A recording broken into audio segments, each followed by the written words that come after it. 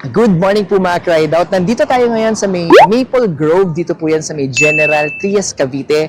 At susubukan po nating tikman yung iba't ibang klase ng food street nila dito.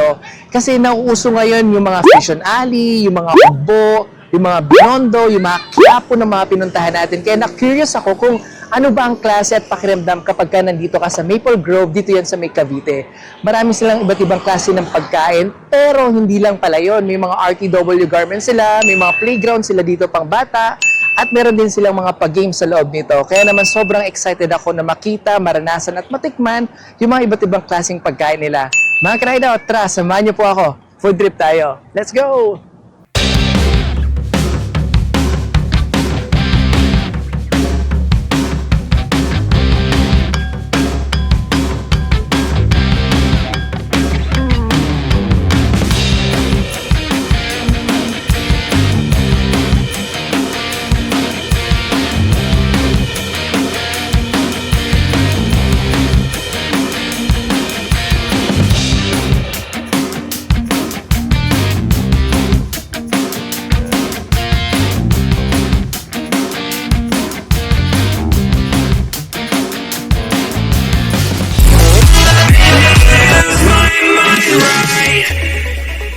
Mga Cried-Out, nandito tayo sa Kuya Tantuni. It's a Turkish kind of food hub. Dito yan sa may Maple Grove and nagtitinda sila ng iba't ibang klase ng biryani. At nag-order tayo ngayon. Haba ng pila ngayon but willing to wait para sa mga gusto makatikim. Unfortunately, kailangan lang natin maging attentive bago natin makuha yung order natin kasi wala silang binibigay na slip after mong mag-order. So, tingnan mo pagka okay na, sabihin mo na nakabili ka para ma-claim mo yung pagkain na in-order mo. Ayan, tingnan mo, haba ng pila. First time ko makatikim ng Turkish dish. Pero usually biryani type. Pero ngayon susubukan natin yung basmati rice na tinatawag. Basically yung basmati is kind of grain or bigas na mas mahahaba siya. Mabango yung kanyang aroma and at the same time, originated siya sa India and Pakistan. Ito yung order natin. Chicken tantuni with basmati rice. So basically parang ito yung beef nila. Hi, can I get basmati rice meal, the chicken tantuni with basmati rice? We have only biryani, but no basmati. Can I try the basmati? We have no basmati. You don't have basmati. Okay, sige. Biryani. Okay.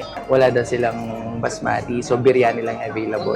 Dito pa lang, amoy mo na yung fragrance nung niluluto eh. So ito yung basically yung biryani rice. So ito yung susubukan natin. Actually ngayon, alam mo, ang daming orders ngayon. Thank you!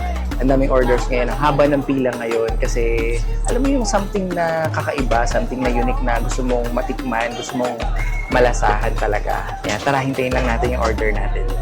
Basically, tatlo sila doon. Merong gumagawa ng shawarma. Yung isa, yung naglalagay ng sauce ng beef or chicken dun sa pinaka-biryani rice. And then yung isa, yung nagpe-prepare ng biryani rice. Yun lang nga, eye-to-eye contact pagka i-claim mo na yung order mo. Pero ang maganda dyan, freshly cooked lahat ng mga sinoserve nila. Sobrang memorize nila yung mga bumibili sa kanila. Isang tinginan, one beef. Ibig sabihin sa'yo kagad yung order nun. Thank you. Chicken. Mga Cried-Out, ito na yung in-order natin na one chicken biryani. Bagong luto siya. Wow! Unang napansin ko dito is punong-puno yung serving nila. As in, isang tray ng ganito. Hindi lang siya mababaw na tray, isang buong plastic tray. Yung mga spices nila on the top, may mayonnaise, tapos iba't ibang klase ng vegetables yung nandito rin. Tapos makikita mo yung mga tomato, meron din dito yung chicken, ayan na, nasa ibabaw din. And then, nasa ilalim is yung biryani rice. Tikman muna natin yung spices nila sa ibabaw. Siyempre, kasama na dyan yung chicken.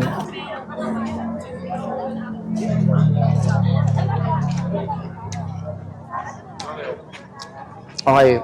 Very tender yung chicken niya. Cut into chunks. Hindi siya masyado manghang. Or totally siguro kung 10 yung pinakamanghang, nasa 2 to 3 lang siya. Pero maamoy mo sa hininga mo yung sarsa, yung spices na hinalo nila. Kasi nandun ka pa lang sa tapat ng store, makikita mo na at maaamoy mo na yung spices nila talaga. So ito yung biryani rice na ginagamit nila. It's a whole grained rice na buhaghag, mahaba siya, pero maaamoy mo na kagad yung lasa. Okay. Pipino, may kasama siya lagi. Ito pa.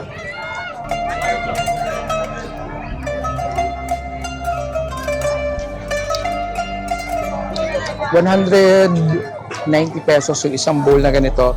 Pero totoo nga yung sabi nila, no? Usually kapag ang nag-o-offer is galing ibang bansa, puno-puno yung serving nila. Sorry to mention lang din yung mga ibang nagsiserve, pero okay siya. Okay siya sa serving. Siguro mga 2 hanggang 3 tao yung pwedeng kumain dito.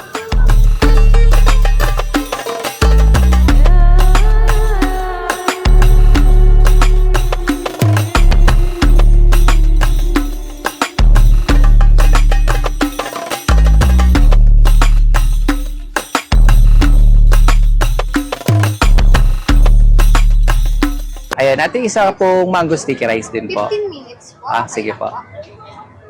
After natin sa Turkish, punta naman tayo ng Thailand. Tingnan natin at tikman natin yung mango sticky rice nila dito. 100 po. Sige po. Nandito tayo ngayon sa may Nakhon Thai. Dito pa rin yan sa Maple Grove at nag-order tayo ng mango sticky rice dito. Check natin kung ano yung difference ng mango sticky rice and kung ano yung atake nito pagdating na dito sa Pilipinas. After natin mag-order, binigyan tayo ng waiting time number, mga 10 to 15 minutes yung hihintayin natin. Pero ang advantage lang nito, at least alam mo na meron kang hinihintay na pagkain, diba? So, kanina kasi eye to eye contact ngayon may number na tayo. Tapos tissue rin po. Okay po. Thank you, ate. Thank you po. Bagong gawa nating mango sticky rice. Mainit-init pa po siya. Kita mo yung creaminess ng kanyang toppings. Tikman na natin. So, basically, ito yung toppings niya. Mainit pa yun. Gata.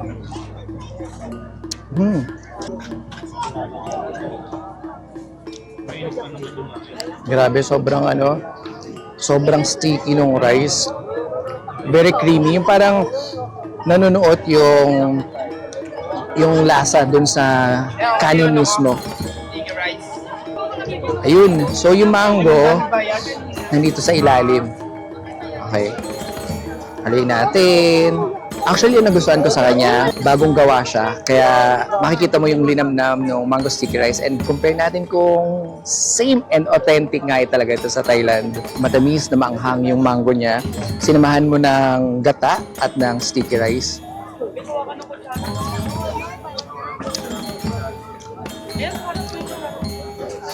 So yung mga ganitong klase ng mga rice cake tulad sa Thailand and dito sa atin ng mga suman, bibingka, biko, halos pareho siya ng lasa. Pero ito lang, mas soft, mas thick yung kanyang rice which is very concentrated pagdating sa ingredients na ginagamit nila. Alam mo isang baso na ganito, ramdam mo na nabubusog ka kagad eh. Last bite.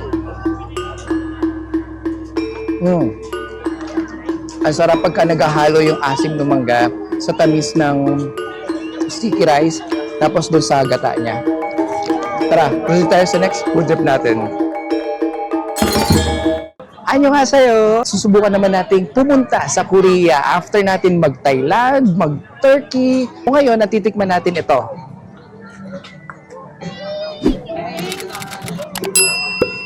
Titikman natin yung kimbap dyan nila. So, excited na akong matikman ito and kung anong klase ng atake ng Korean food yung nandito. Tara, food trip tayo. At isa pong kimbap po.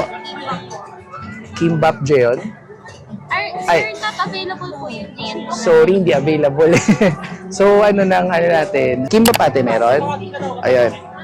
Titikman natin ngayon yung kimbap. So, kung magiging Koreano ba? Ate, magiging Koreano ba ako dito? Pag magiging Koreano tayo. Mapapa-opo po kayo, sir. Mapapa-opo. Ito, wait lang. Di ba mapapa-opo? Try Diba? na po, sir, yung po namin, iced tea, and then may dalgona po. Okay, so ito yung iced tea nila. Yes po. Tapos, Masalir po namin yung peach, sir. peach. Yes po. Try tayo ng peach. Okay. So, sabi ni ate, try natin yung peach para maging totally Korean tayo at mapapa-opo. Dito, tingnan mo, opo. Sige ate, isang peach po. Actually, Para mas masarap din kasi yung kain natin, dapat may pantulak, di ba, te? Yes. Ayan. Mahirap sir, pag puro pambara lang. Oo, mahirap pag puro pambara lang daw. Ate, matagal na po kayo dito sa Maple Grove? Nag-start po kami nung December, sir. Okay po. Continuous po ang Maple Grove kasi taga Manila po kami. So, sinubukan namin dito na food bazaar dito po. Okay po. Anong oras po open ng Myokja? So, bale, 4 p.m. po hanggang 12 noon po. Ano po pangalan niya, ate? Pat na lang po. Ayan. So makikita niyo si Ate Pat dito sa Maple Grove, and syempre yung serving nila dito ng mga Korean food, yung pinaka-pogi nila na taga-cook, di ba? Anong pangalan mo, kuya? Carl po sir. Ayan, Carl. Shoutout naman, Kuya Carl. Samyang sa inyo guys. Ayan, so ito guys yung ating kimbap. Yung kanyang ingredients sa loob ay daikon, pickle, tapos meron tayong spam, tapos merong carrots, ito yung sticky rice niya, and then ito yung kanyang pinaka-sauce o yung sausawan niya or yung additional flavor niya sa loob. Tara, kain tayo! Titikman na natin mga cried out yung kimbap dito sa Maple Grove. Siyempre, yung basura dapat lagi itago. Presentation nila sa styro, tapos merong lettuce, tapos ito yung mga kimbap, and then meron tayong sauce dito. So yun yung kukumpleto ng ating pagkain. Tara, taste test na natin. Ay, tikman muna natin ng walang sauce.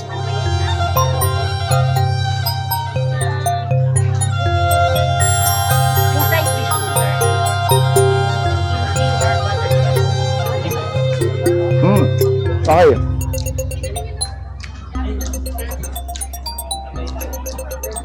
Sticky yung rice niya. Yung sauce niya, malalasahan mo kagad. Pero masarap siya. Spam yun, nasa loob. Masarap siya actually. Wait lang, tikman pa natin. Yung walang sauce pa, ha?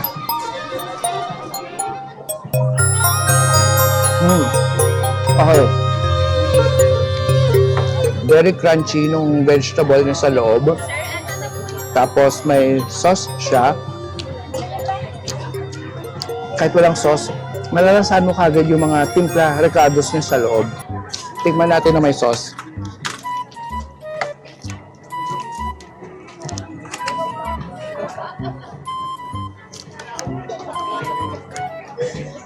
Wait lang, sorry. Ito na. Yung sauce niya sa loob, tikman natin. Maalat na medyo matamis pero hindi siya manghang. So dito na natin isasawsaw ang ating kimbap, 'di ba? Okay. Taste test na natin.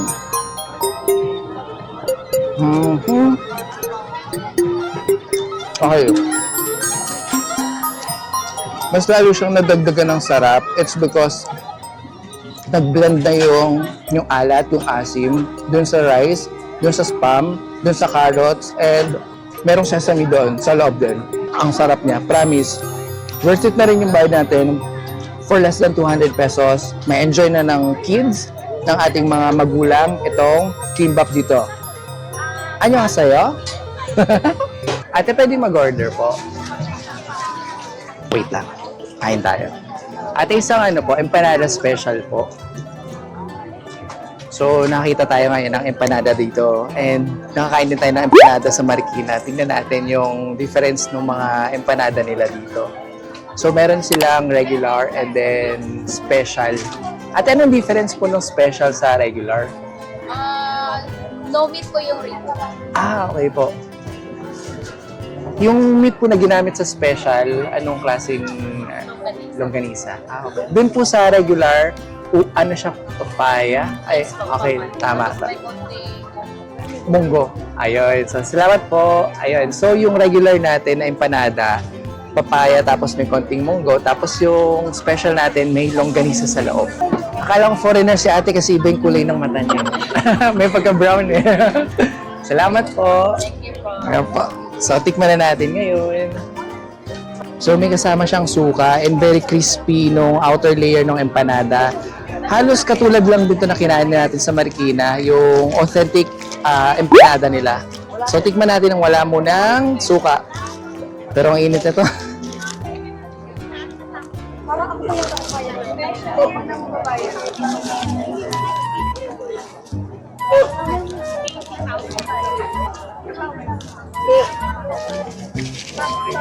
Wait lang, timers lang kasi sobrang init. Sobrang init pa niya. Pero since sobrang init niya, makikita mo sa loob yung toge. Ayan. Tapos meron din siyang longganisa sa loob.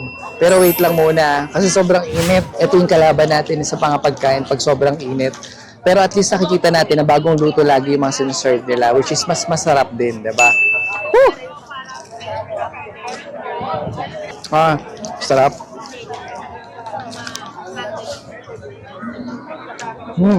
Although makikita mo yung oiliness niya na dun sa papel, pero at least nababawasan na yung mantika. Habang tumatagal, lalong sumasarap siya. Lagyan na natin ng suka.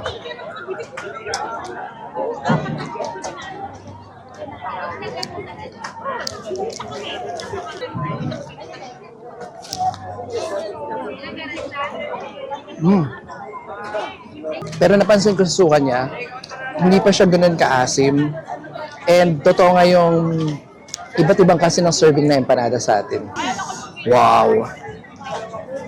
Okay. Woo! Fudge. Sobrang init. Wow!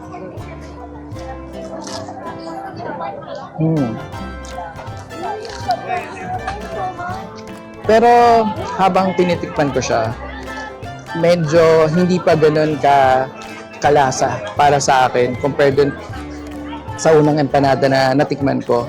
Pero kumbaga kung i-relate ko sa Tennis Dias, mga nasa 6.5 yung aking rating dito.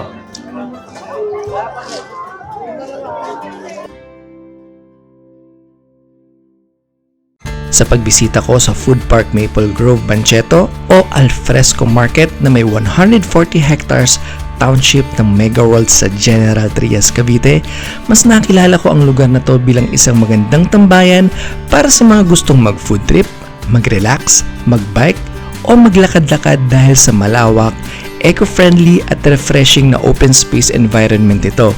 Sa totoo lang ha, hindi ko pa natikman lahat ng pagkain dito and one day is not enough to spend and enjoy sa ganitong klaseng food park.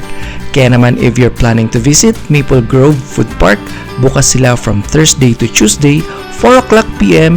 to 11 p.m. at close sila tuwing Wednesday. Yeah! There you go mga cried out at nabisita na natin ang Maple Grove dito yan sa may General Trias, Cavite. So to sum up yung experience natin ngayon, simulan natin sa facilities. Nakita ko ng isang buong paikot lang siya, rectangular square lang yung mga kainan. Samot-sari yung mga kainan na pwede mong bisitahin. May Japanese, may Turkish, may Korean, may Chinese, may Filipino. Napakadami kang pagpipilian and hindi ka mahihirapan dahil dikit-dikit lang sila. Kung ano yung cravings mo, madali mo siyang makita. Regarding naman sa flooring niya, medyo maalikabok lang siya kasi siguro dahil bago pa rin siya. Pero okay lang kasi meron namang tables and chair. Siguro sooner or later, i-develop din po nila to. Regarding naman sa pagkain, based sa experience ko, para sa akin lang po muna ha, may mga okay, may mga hindi. Pero iba-iba po tayo ng panlasa. Kung masarap po sa akin, pwedeng sa inyo hindi and vice versa po. Pero ang importante po, to see is to believe pag nandito po kayo sa may Maple Grove. Pagdating naman po sa presyo, basically ang napansin ko sa kanya is hindi siya ganun kamahalan. 50 pesos nakakita ako to 220 or 50 pesos meron po sila. So pasok na pasok pa rin po siya sa budget at hindi lang po para sa dalawa or tatlo, pwede po sa buong pamilya, buong barkada po dito sa may Maple Grove. So far, maayos at peaceful, organized yung place and kung makikita nyo, yung corner dito, para po kayong nasa may BGC. Patuloy nilang ini-improve, pinapaganda yung Maple Grove and patuloy na ini-introduce ito hindi lang sa mga taga General Trias, Cavite, kung hindi sa buong NCR. Kaya naman mga ka-ride out, kung kayo po ay bibisita dito, subukan nyo po at huwag nyo kakalimutan dumaan dito sa may Maple Grove. Dito po yan sa may General Trias, Cavite. Maraming salamat po mga ka-ride out sa patuloy na suporta nyo and salamat po sa pagsama nyo sa ating food vlog for tonight. and hopefully mabisita pa po natin yung iba't ibang lugar dito sa Pilipinas at maihatid po natin yung mga masasarap ng pagkain at matikman po natin. Maraming salamat po hanggang sa susunod ulit. Power! Peace out! Wapa!